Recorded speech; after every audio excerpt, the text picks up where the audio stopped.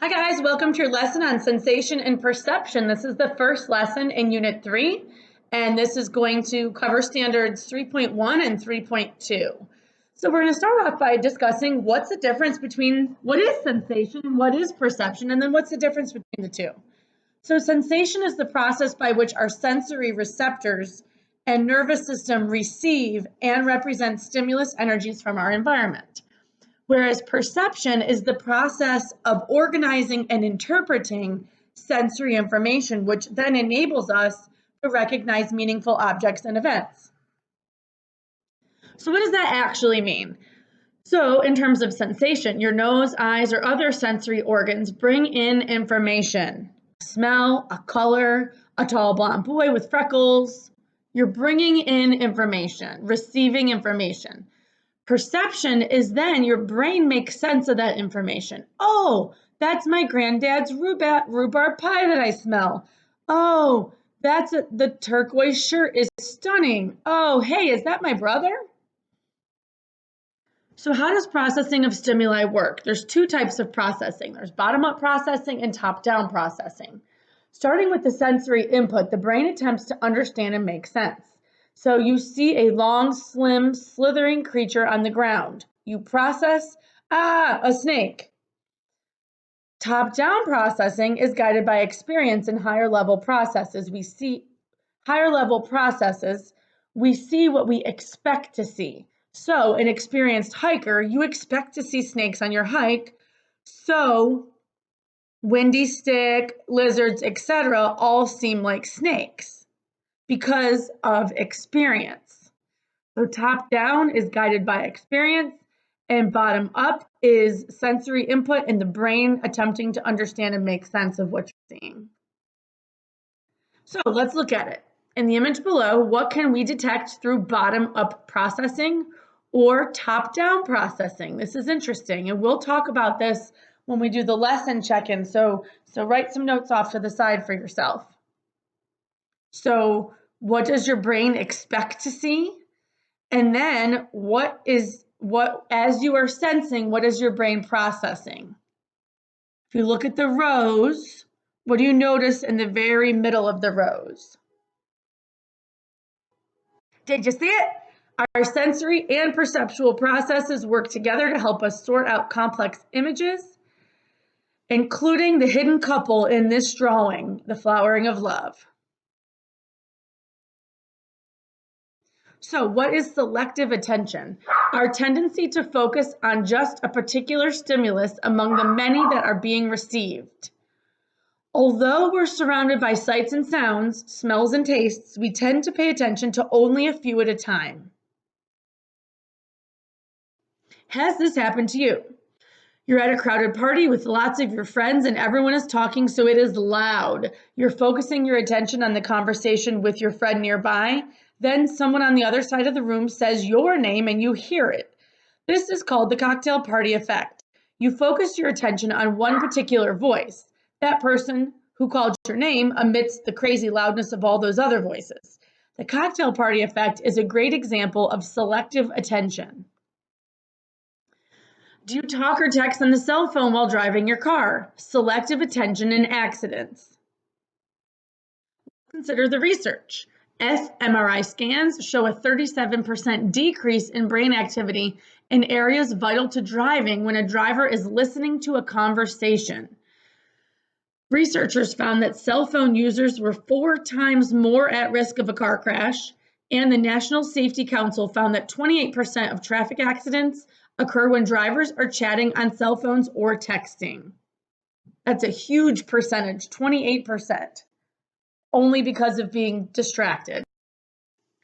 So it's not about the cell phone, it's about distracting your attention. Using a cell phone, even a hands-free set, carries a risk 4 times higher than normal, equal to the risk of drunk driving. So cell phone use is as bad as drunk driving. Let that sink in, please, because I know you all have done it, or if you're not driving yet, you have a family member or a friend who has done it. Please educate them. It is unnecessary accidents, unnecessary injuries, and even death. What is selective inattention? At the level of conscious awareness, we are in only one place at a time, and so we miss salient. Salient means most noticeable objects. We miss out on most noticeable objects that are available to be sensed.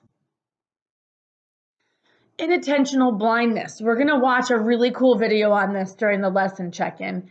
Is failing to see visible objects when our attention or focus is directed elsewhere. So viewers of this basketball drill are asked to count the number of passes between white shirt players. An umbrella-toting woman saunters across the screen. Only 21% of the people reported the presence of the woman because they were focused on counting the number of passes between white-shirted players. This is so cool. This is the video we're going to watch in class. It's a really short video clip. Change blindness is failing to notice changes in the visual environment. So while a white-haired man provides directions to a construction worker, that's the first A, two researchers rudely pass between them, interrupting his vision. And the original worker switches places with another person. 67% failed to notice the change, failing to notice changes in the visual environment. So we start off with the white-haired man providing directions to the construction worker, and the construction worker switched places with one of the researchers. And now in the last one, the white-haired man is giving directions, but not to the same person. So what are the 3 steps involved in sensation, and what is transduction?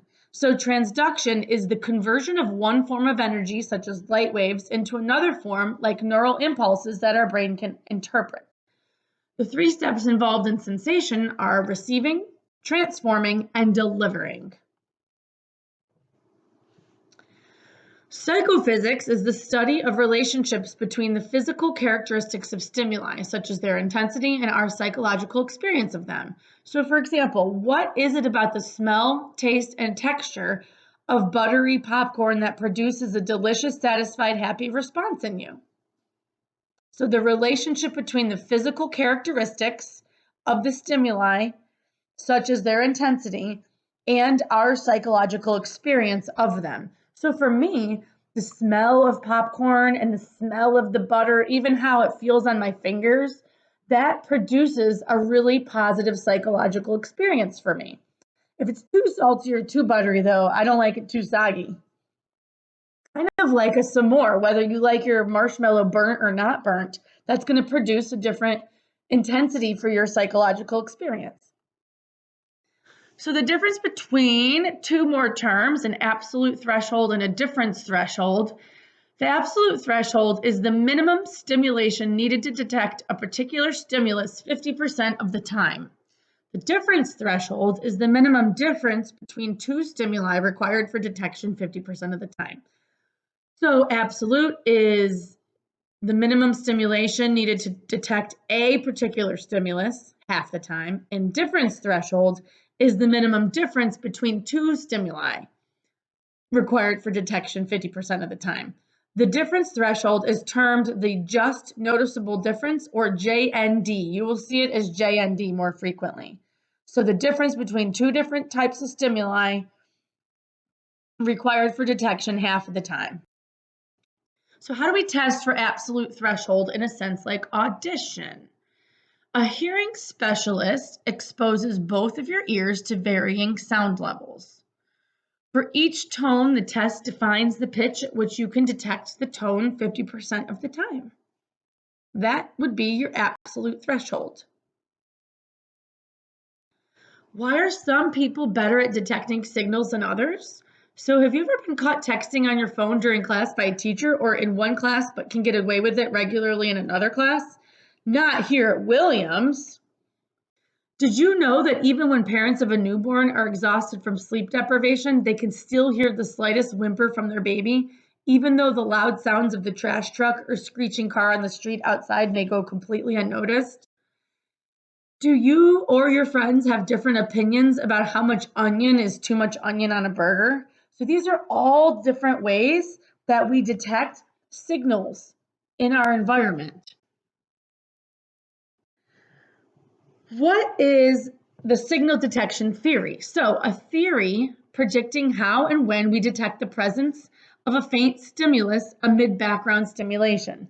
So, predicting how and when we detect the presence of a faint stimulus amid background stimulation. So, it depends on two things: the strength of the signal, meaning how loud it is, how bright the light is, how heavy the touch is, or our psychological state, our experience, our expectations, our motivation, and how alert. So you can see the light, but how can you tell when it gets brighter? Have you ever been in a crowd of families, like at a water park or amusement park, and you yell, "Dad," to get your father's attention or somebody you know's attention? How does your dad or whoever that person is know to turn around? How does a musician know when they are playing a little too flat or sharp of their intended note? How can you tell when just the slightest note of irritation is in your friend's voice? Like when you can notice a difference in somebody's tone? What is Weber's law? We're going to answer that last question on the last slide with this. Weber's law is to be able to tell the difference between degrees of stimulation. Two stimuli must differ by a constant minimum percentage. So how will I notice the difference? Two lights, in order for you to notice the intensity, must differ in intensity by 8% for you to notice the change. Two objects must differ in weight by 2%, and two tones must differ in frequency by 0.3%. So you don't need to like super concern yourself with memorizing the percentages necessarily, but please do understand that in order for us to tell differences between degrees of stimulation, there is a certain percentage for different things. How does Weber's law help explain the just noticeable difference, or the JND? So, coming back to that, the difference threshold is the minimum difference between two stimuli required for detection 50% of the time.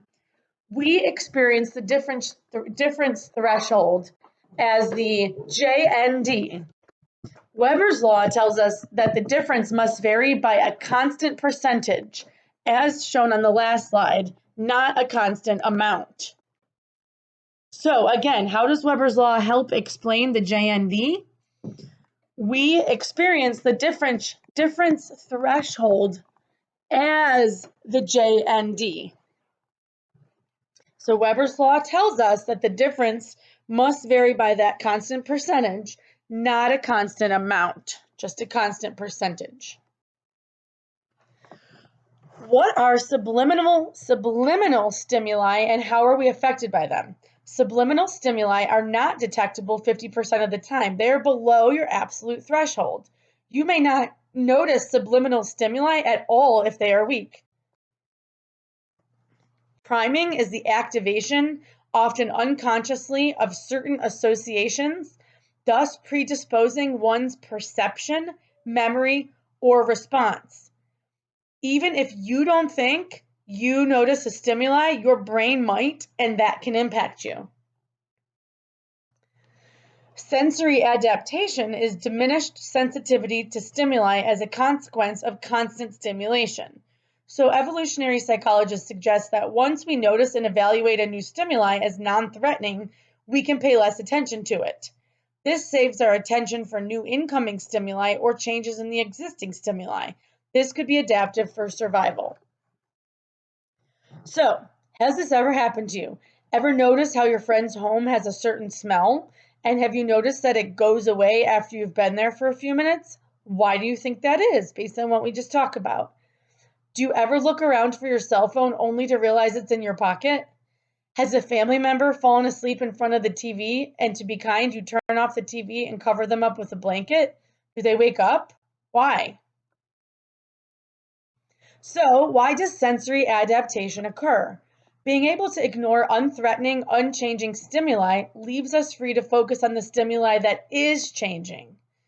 Our sense receptors are alert to novelty. A new situation means we need to evaluate and assess it and check for danger. So, it's functional, adaptive. We perceive the world not exactly as it is, but as it is useful for us to perceive it. Let that quote sink in. We perceive the world not exactly as it is, but as it is useful for us to perceive it. So, really moving into perception, what is a perceptual set? A perceptual set is a mental predisposition to perceive one thing and not another. We see what we expect to see. What are you expecting to see here in this picture? Old woman, young woman.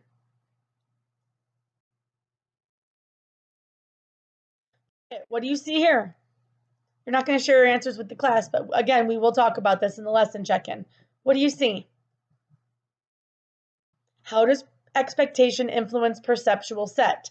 Is it the number 13 that you see, or is it B? Is that a 13 or a B? It depends on who you ask.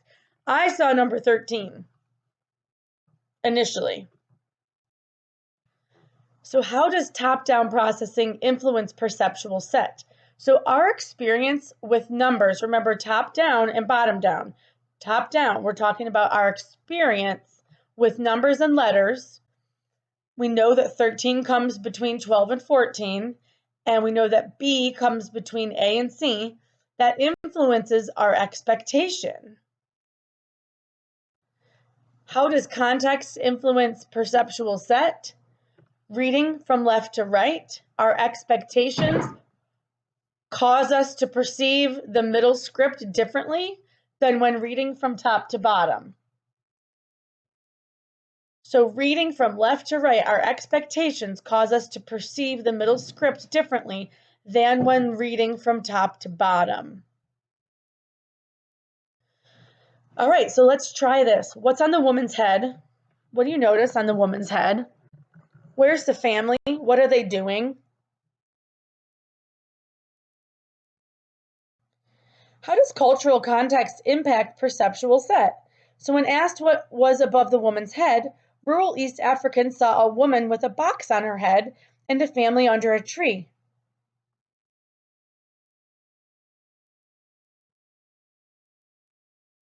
How does a different cultural context impact perceptual set?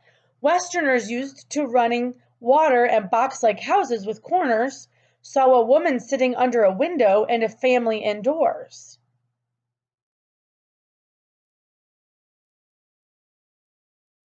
What does research show about how motivation can influence perceptual set? So desirable objects, such as a water bottle, viewed by a thirsty person, seem closer than they really are. A to-be-climbed hill can seem steeper when we are carrying a heavy backpack, and a walking destination further away when we are feeling tired. Going on a diet can lighten our biological backpack. When heavy people lose weight, hills and stairs no longer seem so steep. When angry, people more often perceive neutral objects as guns. Hearing sad music can predispose people to perceive a sad meaning in words that sound alike: mourning rather than mourning, die rather than die, pain rather than pain. And when mildly upset by subliminal exposure to a scowling face, people perceive a neutral face as less attractive and likable. What last section of the lesson on perception, and I want to be clear that perception was a very small part of this lesson that started with the woman's face. Parapsychology is the study of paranormal phenomena, including ESP and psychokinesis, which is the ability of the mind to move objects. ESP is extrasensory perception. The controversial claim that awareness can occur apart from sensory input includes telepathy, which is mind-to-mind communication, clairvoyance, which is seeing remote events, and precognition, which is seeing the future. And how have researchers tried to test ESP claims? In one study, psychologists created a mind machine to see if people could influence or predict a coin toss. Using a touch-sensitive screen, visitors to British festivals were given 4 attempts to call heads or tails, playing against a computer that kept score. By the time the experiment ended, nearly 28,000 people had predicted 110,959 tosses, with 49.8% correct. That's the mind machine. but researchers have been unable to replicate ESP claims under controlled conditions. So, researchers have been unable to replicate ESP claims under controlled conditions.